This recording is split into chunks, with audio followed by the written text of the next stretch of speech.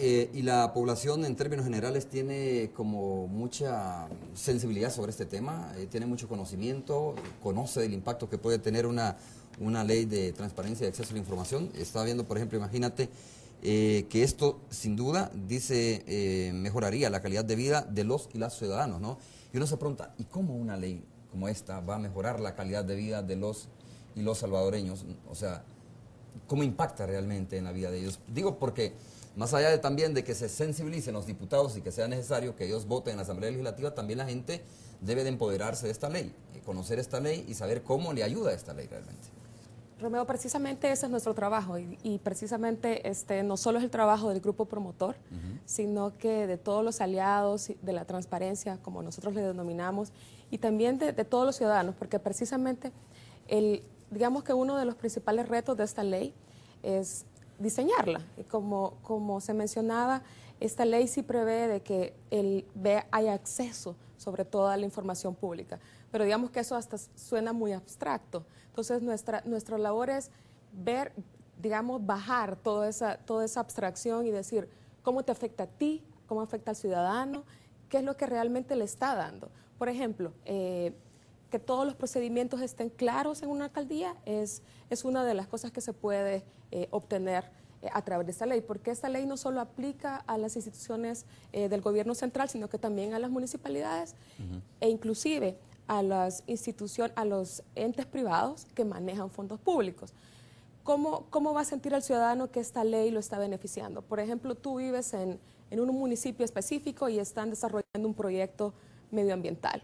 Tú puedes ir a preguntar tanto a la municipalidad si ellos son los que están realizando el proyecto, como al Ministerio de Medio Ambiente, información sobre el proyecto, sobre las cosas que te afectan a ti directamente, que eso es amplio. Por ejemplo, tú también puedes preguntar en una escuela, por ejemplo, cómo se manejan los fondos públicos, en un hospital. La administración pública es tan amplia que es, digamos que al gusto del cliente, qué es lo que quiere buscar. ¿Cómo el ciudadano se va a sentir identificado con este tipo de ley? Es usando la ley. Porque eso es uno de los, digamos, de los principios fundamentales que nosotros perseguimos con este proyecto de ley.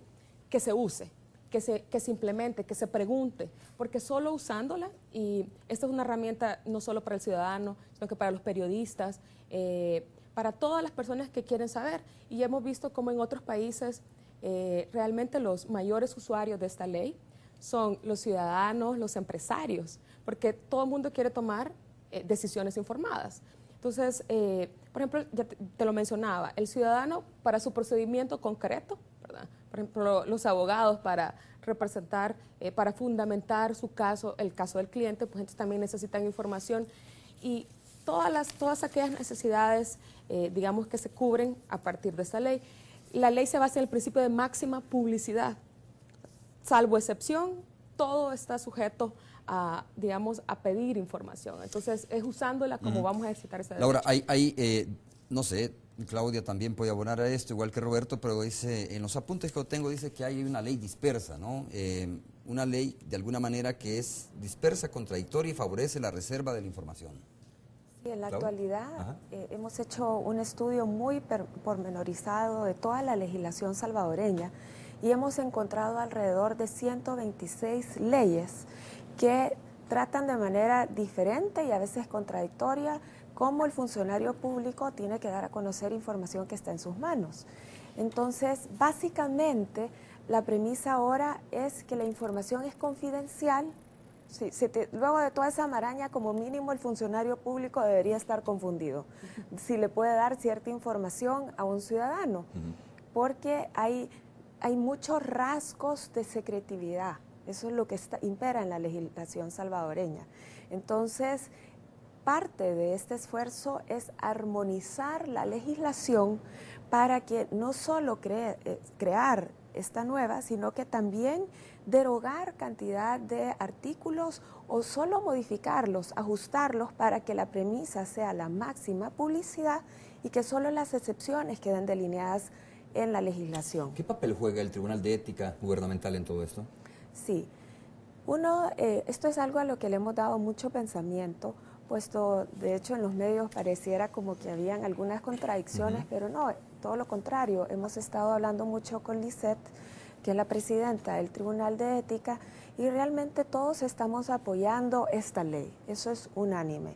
Tanto los señores diputados como todos los integrantes del Tribunal de Ética, hay un apoyo contundente a la ley. Ahora, sí hay algunas diferencias sobre si conceptualmente la ética es algo en donde además cabe la transparencia, o más bien si en el fondo el Tribunal de Ética es un tribunal de probidad. Entonces, nuestra tesis como grupo promotor es que hay que mantener separadas estos conceptos, puesto que si bien casi todo, más bien todo cabe bajo la ética, pero esto es un derecho muy especializado y además que tiene efectos neutros. No es, la información no es con el ánimo de perseguir a nadie en un tema de probidad, si está haciendo un mal manejo de los fondos. Puede llegar a eso. Más bien el Tribunal de Ética va a ser uno de los mayores usuarios del tipo de información que a través del instituto... ¿Lo ven ustedes como complementario a una situación como esta? Complementario, como que fueran instituciones hermanas que luego se van a colaborar, se van a complementar y que junto con las otras instituciones que velan por áreas de eficiencia del Estado, de transparencia o de probidad, pues de una manera articulada nosotros, de hecho en la estrategia quinquenal de FUSADES, hablábamos que se deben de crear coordinaciones entre la Corte de Cuentas, el Tribunal de Ética Gubernamental, la sección de probidad de la Corte Suprema de Justicia y luego este instituto, aparte de la institucionalidad que ya se ha creado conforme a la ley del servicio civil. A ver, de repente uno se pregunta, Roberto, ¿y es necesaria, en la pausa decimos, necesaria una ley de acceso a la información? Cuando de repente tienes un ejemplo muy claro, ¿no? Viene el ministro de Obras Públicas y por iniciativa propia dice, vamos a crear un observatorio del Ministerio de Obras Públicas, y de repente está ahí instituciones como FUNDE, Transparencia Internacional, Casalco, etcétera. Hay ya un observatorio y no necesariamente se necesitó de una ley para hacer esto. Por lo tanto, esto parece más de voluntad, que debería parecer más de voluntad que de una ley, ¿no? Si el funcionario quiere ser transparente, obviamente nada se lo evita de que pueda ser transparente y que pueda montar un observatorio, al igual que lo ha hecho el Ministerio de Obras Públicas en este caso. Mire, es conveniente siempre tener la ley. Creo que el para convertirlo en ley de la República obliga y obliga a todos, ¿no?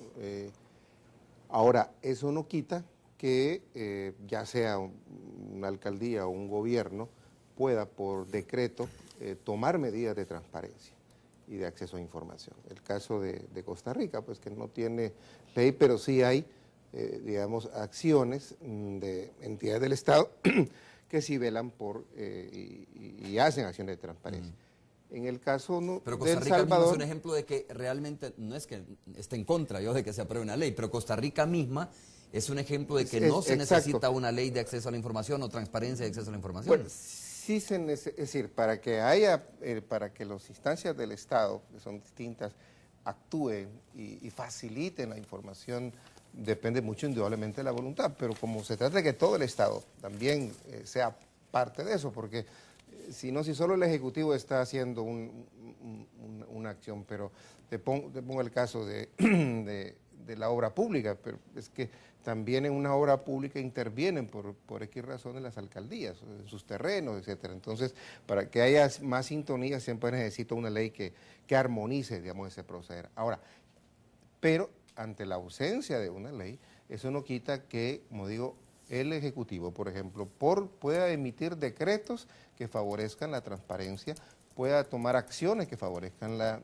el acceso a la información. Y ese es el caso, pues, del ministro de Obras Públicas y la Secretaría de Asuntos Estratégicos de la Presidencia, que tomaron la iniciativa de decir, miren, queremos que nos observen, queremos que observen la obra pública, y se han metido otras instituciones también que quieren ser observadas, no solo por las entidades del Estado, lo que existe, que es la Corte de Cuentas, ¿no?, sino también por una instancia independiente ciudadana que está fuera. Entonces es positivo, ¿no?, que, y hay que reconocer que en este caso ¿no? El Ministerio de Obras Públicas, el ministro en particular, porque es una persona que ya tiene una trayectoria, es una persona, digamos, que ha mostrado, digamos, su vocación de transparencia y de acceso a información, y al haber hecho esto se adelanta también de alguna manera el Ejecutivo con una ley concreta. Claudia. Gracias, porque Querías agregar realmente... algo, ¿no? Sí. Estabas pidiendo la palabra, pues. Sí. Bueno, los funcionarios públicos tienen la obligación de cumplir la ley. Y como antes te mencionaba, si la ley a veces es contradictoria y llama más bien al secreto, sí es necesaria una ley. La ley llama al secreto en este momento. En muchos casos, dependiendo de la institución,